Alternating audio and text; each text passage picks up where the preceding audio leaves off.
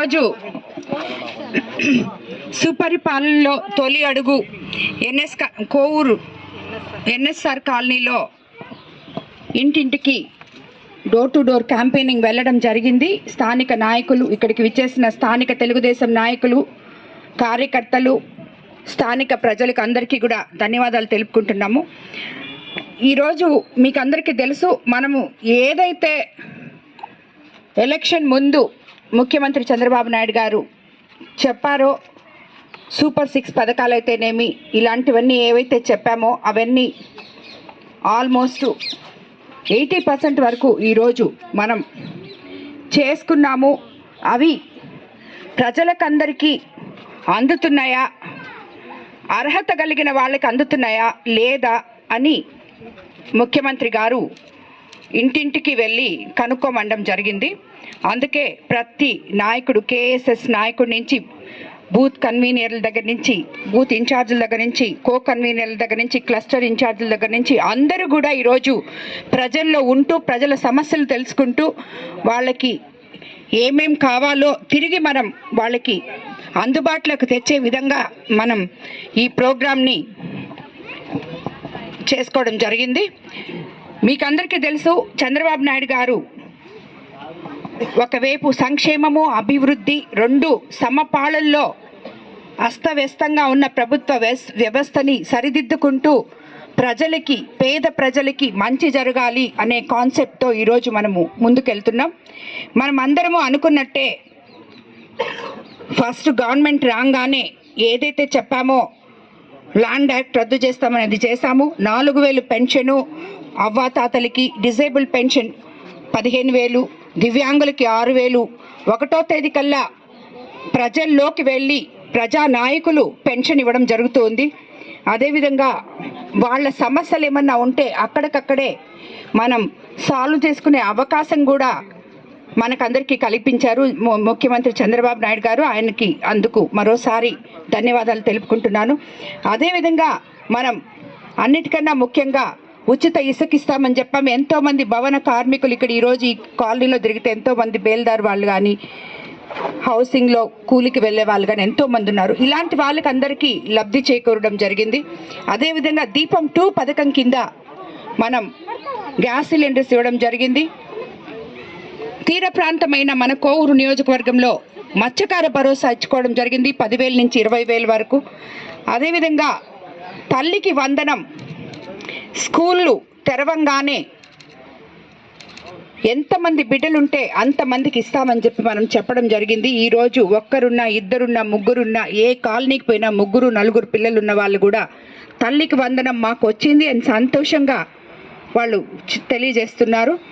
తల్లికి వందనం ఇచ్చేసి వదిలేయడం కాకుండా విద్యాశాఖ మంత్రి లోకేష్ బాబు విద్యా వ్యవస్థలో సంస్కరణలు తీసుకొస్తూ ప్రతి క్లాస్కి ఒక టీచరు అనే కాన్సెప్ట్ తీసుకొస్తూ మధ్యాహ్నం డొక్కా సీతమ్మ భోజన పథకం, సర్వేపల్లి రాధాకృష్ణ గారి పేరుతో స్కూల్ కిట్స్ అత్యంత నాణ్యతతో ఇవన్నీ ఇస్తూ, పేరెంట్స్కి, టీచర్స్కి, పిల్లలకి మధ్య సమన్వయం కుదురుస్తూ, వాళ్ళ చదువుల గురించి తెలుసుకుంటూ ఎంతో ఇంట్రెస్ట్ చూపుతూ ఈ విద్యా రంగాన్ని సంస్కరణల వైపు రాబోయే రోజుల్లో ఈ విద్యార్థులే మన భవిష్యత్తు అనే విధంగా పునాదులు వేసుకుంటూ వెళ్తున్నారు. అదేవిధంగా ఎన్నో గుంటల బడి 5 సంవత్సరాలు తట్ట మట్టి కూడా వేయకుండా ఉన్న ఈ రోడ్లు ఉప ముఖ్యమంత్రి పవన్ కళ్యాణ్ గారి వల్ల ఎన్ఆర్జీఎస్ ఫండ్స్ అయితేనేమి, 15th ఫైనాన్స్ ఫండ్స్ అయితేనేమి, ఇవన్నిటిలో మనం ప్రతి ఊర్లో కూడా, ప్రతి గ్రామంలో కూడా పల్లె పండుగ అనే దాంతో మనం రోడ్లు వేసుకోవడం జరిగింది. ఎంత రోడ్లు వేసినా గత 5 సంవత్సరాల్లో రోడ్లే వేయకుండా ఉండిన దానివల్ల ఇక్కడ ఈరోజు ఈ ఎన్ఎస్ఆర్ కాలనీలో ప్రజలు ఎంత ఇబ్బంది పడుతున్నారు అంటే, మనకు వచ్చే డబ్బుల్లో కొంచెం కొంచెం వేసుకుంటూ వస్తున్నాం. ప్రతి దగ్గర దాన్ని అలొకేట్ చేయాలి అనే ఉద్దేశంతో చేస్తున్నాం. ఈరోజు ఇక్కడ కొంచెం వేసాం, కానీ ఇంకా కొంచెం మోకాడు లోతులో నీళ్ళల్లో మహిళలు ఇప్పుడే అందరూ చెప్పారు వాళ్ళకి కాలువలు కావాలని, అదేవిధంగా రోడ్లు కావాలని. మేము వాన వస్తే ఇదమ్మా మా పరిస్థితిని నాకే చూపించారు, నేనే చూశాను ఇప్పుడు. కాబట్టి రాబోయే రోజుల్లో ఇవన్నీ కూడా మీకు ఏదైతే నేను మాట ఇచ్చానో అవన్నీ కూడా చేస్తానని చెప్పి ఇక్కడ ఉన్న మహిళలకు అందరికీ కూడా నేను తెలియజేసుకుంటున్నాను. మనము మన ఎంతోమంది యువత ఇక్కడ ఉన్నారు. వీళ్ళందరూ కూడా నాతో ఎలక్షన్ అప్పుడైతేనేమి ఇప్పుడైతేనేమి అమ్మ అమ్మ అంట తిరుగుతున్న ఈ బిడ్డలకి ఉద్యోగ అవకాశాలు వచ్చే విధంగా ఈ కోవూరు కాన్స్టిట్యున్సీలో ఎంపీ వేమిరెడ్డి ప్రభాకర్ రెడ్డి గారితో, సీఎం చంద్రబాబు నాయుడు గారితో, ఐటీ శాఖ మంత్రి లోకేష్ బాబు గారితో, అదేవిధంగా ఆయన తెస్తున్న ఎన్నో సంస్కరణలు, ఎన్నో ఫ్యాక్టరీస్ వస్తున్నాయి. అదేవిధంగా మనకి కోవూరు కాన్స్టిట్యున్సీలో ముఖ్యంగా మనకున్న ఈ షుగర్ ఫ్యాక్టరీ భూమి అయితేనేమి, అదేవిధంగా మనకి ఇఫ్కో ల్యాండ్స్ అయితేనేమి, అదేవిధంగా మనకి మితాని ల్యాండ్స్ అయితేనేమి, వీటన్నిటిలో త్వరలో పరిశ్రమలు తీసుకొని వచ్చి ఇక్కడ ఉన్న బిడ్డలకు అందరికీ కూడా ఉద్యోగ అవకాశాలు కల్పిస్తామని కూడా నేను మీ అందరికీ తెలియజేసుకుంటున్నాను. తెలుగుదేశం ప్రభుత్వం పేదల ప్రభుత్వం, ప్రజల ప్రభుత్వం, అందరికన్నా ముఖ్యంగా ప్రతి ఒక్కరికి కూడా విలువనిచ్చే ప్రభుత్వం. ప్రతి ఏ కార్యకర్తకైనా, ఎవరికైనా ఏ కష్టం వచ్చినా ఒక కార్యకర్త నుంచి ఎమ్మెల్యే వరకు ఏ నాయకులకైనా కూడా అండగా నిలిచే ప్రభుత్వం. ఈ ప్రభుత్వంలో మనము లోకేష్ బాబు గారు ఏదైతే చెప్పారో కార్యకర్తే అధినేత అని, ఆ విధంగా మనం వెళ్తున్నాము. కార్యకర్తల్ని ఎప్పుడు కూడా మర్చిపోదు తెలుగుదేశం పార్టీ.